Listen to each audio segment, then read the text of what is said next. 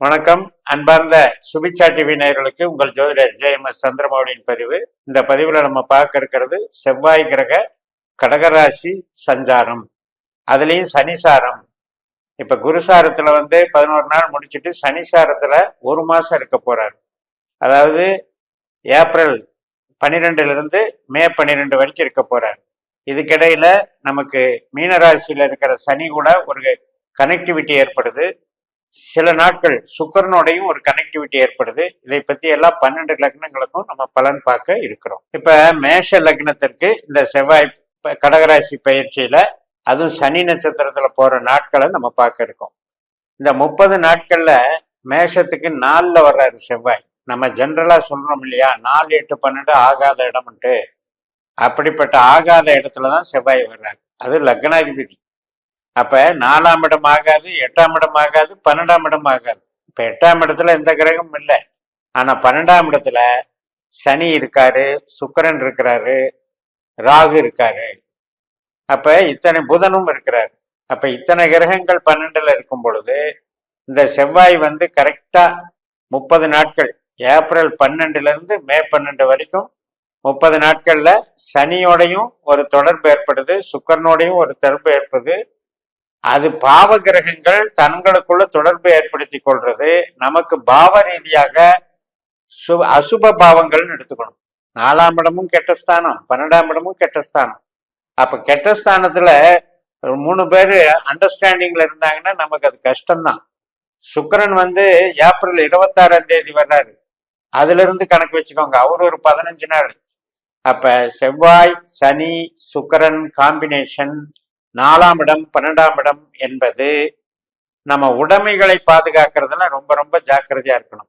இப்ப ஒரு வீடு கட்டுறோம், நான் இவ்வளவுதான் எஸ்டிமேட் போட்டேன், அல்லது ஒரு வீடை வாங்குறேன், இவ்வளவுதான் எஸ்டிமேட் போட்டேன்னு போய் நம்ம வாங்கிடுவோம். அதுக்கப்புறம் பார்த்தீங்கன்னா எக்ஸ்ட்ரா செலவுன்னு தேவையில்லாத செலவு. இதை நம்ம முதல்ல பிளான்லயே இல்லையே, திடீர்னு ஏன் வந்ததுன்னு பார்ப்போம். அது மாதிரி ஒரு உதாரணத்துக்கு ஒரு எந்திரங்கள் வாங்குறதாக இருக்கட்டும், ஒரு நம்ம தொழிலை டெவலப் பண்றதா இருக்கட்டும், இன்னொரு இடத்துல பிரான்ச் போடுறதா இருக்கட்டும், இன்னொரு வகையில அடுத்த வேலைக்கு நம்ம போய் ஜாயின் பண்றதா இருக்கட்டும், இத்தனையிலையும் இந்த பிரச்சனை வேலையாடும். இப்ப 4ஆம் இடம் 12ஆம் இடம் செவ்வாய் சனி காம்பினேஷன் அப்படிங்கறது நம்ம பார்த்துக்கணும். அதுபோக நம்ம ஜாதகத்துல செவ்வாய் என்ன நிலைமையில் இருக்கு, சனி என்ன நிலைமையில் இருக்கு, எந்த பாவத்துக்கு உபநட்சத்திரமா இருக்குன்னு பார்க்கணும். அதுல நம்மளுடைய பாஸ்கரா அஸ்ட்ராலஜி சிஸ்டத்துல 8ஆம் பாவ குணச்சத்திரமாகவோ 12ஆம் பாவ குணச்சத்திரமாகவோ ஒரு கிரகம் வந்திருந்தால், அதுலயும் இந்த சனி செவ்வாய் வந்திருந்தால், இந்த காலகட்டத்துல வாகனம் ஓட்டுறதுலயும் எச்சரிக்கையா இருக்கணும். நம்ம ஒரு வேலை மாத்துறதுலயும் எச்சரிக்கையா இருக்கணும். வேற இடத்துல வேற ஊருக்கு டிராவல் போறதுலயும் பணம் இன்வெஸ்ட் பண்றதுலயும் எச்சரிக்கையா இருக்கணும். திடீர்னு ஒரு மூலதனம் போட வேண்டி வருது சார் அப்படின்ட்டு போடுவோம். அது அப்படியே அந்த அசலே காணாம போயிடும். அதுக்கு காரணம் இந்த 4ஆம் இடம் 12ஆம் இடம் 8ஆம் இடம் மறைமுகமா டையப்பில் இருக்குன்னு அர்த்தம். ஏன்னா 4, 8, 12ல இருக்கிறதெல்லாம் ஒரே நட்சத்திரம் தான். அது மாதிரி அது வேலை செய்யும். இது பூரா நம்ம மேஷத்துக்கு காலச்சக்கரத்துக்கு அழிவு ராசிகள்னு பேரு, நீர் ராசிகள். அதனாலதான் இதுல இயற்கை சீற்றங்கள் வருதுன்னு சொல்ல போறோம். இப்ப இந்த மாதிரி காலகட்டத்துல நம்ம தனிப்பட்ட ஜாதகத்துல செவ்வாய் இப்ப நமக்கு ஒரு பூமி சம்பந்தப்பட்ட ஒரு எந்திரம் சம்பந்தப்பட்ட வேலையை குறிக்கிறாருன்னு வைங்க, அதன் மூலமாக பிரச்சனை வரும். இப்ப அதே சனி நமக்கு ஒரு இடத்துல வேலை பார்க்குறோம், நான் ஒரு இன்சார்ஜா வேலை பார்க்குறேன், அந்த வேலையில இந்த சண்டை கலகங்கள் வருது இல்லையா, அல்லது நம்ம மேல பழி சுமத்துறது, ஒரு வேலை தாமதமா செஞ்சு அல்லது தப்பா செஞ்சு அதுக்காக நம்ம ஒரு நோட்டீஸ் கொடுப்பாங்க. நமக்கு சில இடத்துல பார்த்தீங்கன்னா திடீர்னு வேலையை விட்டு நிறுத்திடுவாங்க, அல்லது சில இடத்துல சம்பளத்தை கட் பண்ணுவாங்க. இப்போ ஒரு கான்ட்ராக்ட் இருக்காரு, வேலை பார்க்குறாரு, அவர் செஞ்சு முடிச்சுட்டு இல்லை இதெல்லாம் இவ்வளவு நீ எக்ஸ்ட்ரா செலவு பண்ணியிருக்க, நீ இதெல்லாம் தப்பு பண்ணியிருக்க அப்படின்னு சொல்லி சம்பளத்தை குறைச்சா எப்படி இருக்கும். அதனால பேசின ஒரு கூலிக்கு உண்டான ஒரு வேலைகளை செஞ்சும் கூட அந்த பெனிஃபிட் அனுபவிக்க முடியாம போறதுங்கிறது இந்த 4, 12ல வேலை செய்யும். இப்ப இது போக நம்ம உறவுகள்ல பார்த்துக்கணும். இப்ப உறவுகள்னு எடுக்கும் பொழுது நமக்கு 7ஆம் வீட்டு அதிபதியே சுக்கிரன் தான். அப்ப லக்னத்திலேயே சுக்கிரனுடைய நட்சத்திரம் தான் இருக்கு. அவரு 12ல இருந்து இந்த செவ்வாயோட கனெக்ஷன் ஆகும்போது தேவையில்லாத கணவன் மனைவி வம்பு வழக்கு பிரச்சனைகள் வாக்குவாதங்கள் ஒருத்தருக்கு ஒருத்தர் எமோஷனா பேசிக்கிறது, ரெண்டு குடும்பத்துக்கு இடையில பிரச்சனையை அதிகமாக்கிக்கிறது, இது மாதிரி தொந்தரவுகள் வந்துடும். 4ஆம் இடம் 12ஆம் இடம் என்பது அதிருப்தியான திருமண வாழ்க்கையை குறிக்கக்கூடிய ஒரு அமைப்பு. அப்ப திருமணம் சார்ந்த விஷயங்கள்ல இந்த செவ்வாயோ சனியோ நம்ம ஜாதகத்துல இருக்கான்னு பார்த்துக்கோங்க. உங்க ஜாதகத்துல 7ஆம் பாவத்தை குறிக்கக்கூடிய கிரகம் 8ஆம் பாவம் 12ஆம் பாவ தொடர்புல இருந்தால் நமக்கு திருமண வாழ்க்கையில அதிருப்தி, அது கொடுப்பினை.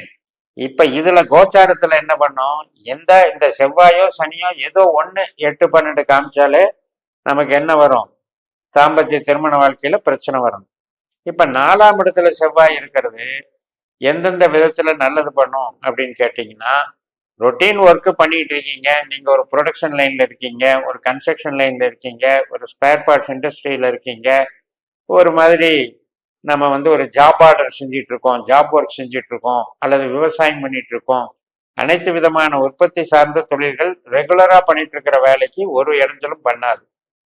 இப்ப புதுசா மாத்த போகிறோம் அப்படின்னா தான் பிரச்சனை. அதே மாதிரி இப்ப மூளை உழைப்பு, கலைத்திறன், கலை தொடர்பான தொழில்கள்ல இப்ப ஒரு மீடியா இருக்கு, அட்வர்டைஸ்மெண்டிங் ஏஜென்சி இருக்கு, அதே மாதிரி சினிமா இருக்கு, ஷேர் மார்க்கெட் இருக்குது, அது போக நம்ம கன்சல்டிங் பிஸ்னஸ், கமிஷன் பிஸ்னஸ், இது சார்ந்த வகையில் இருக்கிறவங்களுக்கு இந்த செவ்வாய் அந்த வேலையை தடுக்கும்.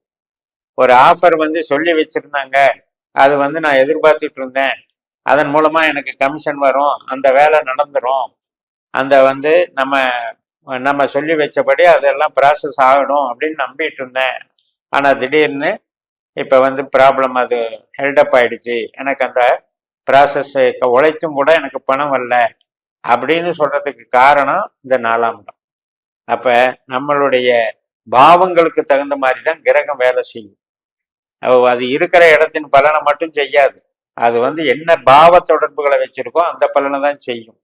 அதே மாதிரி தகப்பனார், பூர்வீகம், குலதெய்வம், ஒரு மேல் படிப்பு, இது சம்பந்தப்பட்ட விஷயங்களுக்கு நான் பேசி வச்சிருந்தேன், நான் அவங்களோட ஏதாவது பூர்வீக சொத்து வர்ற மாதிரி இருந்தது, அல்லது பூர்வீகத்துல ஒரு கோயில் காரியம் பண்ணலான் இருந்தேன், அல்லது நான் அதுல ஒரு பொறுப்புல இருந்து அதுக்கு உண்டான சேவைகளை செய்யலாம்னு நினைச்சிட்டு இருந்தேன், ஆனா திடீர்னு அதுல என்னை நீக்கிட்டாங்க, அல்லது எனக்கும் அவங்களுக்கும் பிரச்சனையாயிடுச்சு, அது தகப்பனுக்கும் எனக்கும் டேர்ம் சரியில்லாம போச்சு, இது மாதிரி பிரச்சனைகள் வர்றதும் 4ஆம் இடம் தான்.